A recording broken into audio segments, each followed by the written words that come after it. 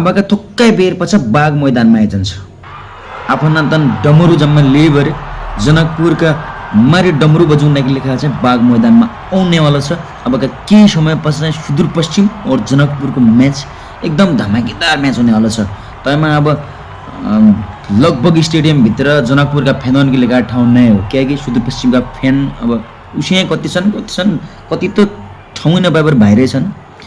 जनकपुरलाई चाहिँ एकदम निम्मको दानो जो जातिमा हालेर पेल्लान हो उसिया पेल्लाकी लेखा पोहोर साल कि जो रखडी छ परार्छ कि हो त्यो रखडी मेट्टाकी लेखा चाहिँ बाघ एकदम दबुड्डाकी लेखा तयार छ, एकदम नङ्गरा तिखी भइरहेछ। थुक्कै बेरमा चाहिँ पुरा मैदान चाहिँ तहस नहस लतपत हुन्छ। बाघ अब हन्ट भन्दा नि जो झम्टिन्छ एकदम चिमुटमा पर्था कि त्यो बाघको नङ्गरो तँलाई थाहै छ, कतिले नान लाग्या कति हो 6 महिनासम्म बिसान्छ भन्नान्। अब जनकपुरसम्म यो बाघको नङ्गरो आज पुज्यावालो छ। जनकपुरलाई चाहिँ एकदम निमोटोबाट खित्यावालो छ। म सबै चाहिँ म्याच हेर्दाखेरि चाहिँ रेडी छु।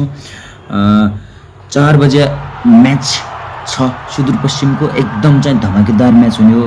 भाइ केही हुने धमाकेदार म्याच, सुदूरपश्चिम चाहिँ पत्रिकाहरू खिचिदिने हो कहाँ अब के नै। मतलब ठिकै छ, जसो भइहाल्यो म्याच हामीले हेर्दैछ। अब जारी एनपिएल सबै इन्ट्रेस्टिङ म्याच सुदूरपश्चिमको जो इनर्जी फिल्डमा छ उता मुन सब हामीलाई थाहै छ।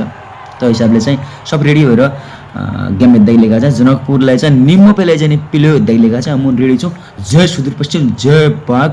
उयो सुदूरका चेला औनारेना मैदान पेलो पेलो बाघ आयो भन्ने वाला गीत थियो नि त, जो बैतडीमा बाघ आयो भन्ने वाला हो सुदूरपश्चिमको बाघ आएको।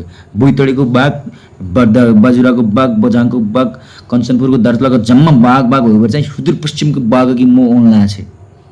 अब पक्का शिकार लजा जाने बिना शिकार बाघ फर्क देवाला नै थी ले। जय सुदूरपश्चिम।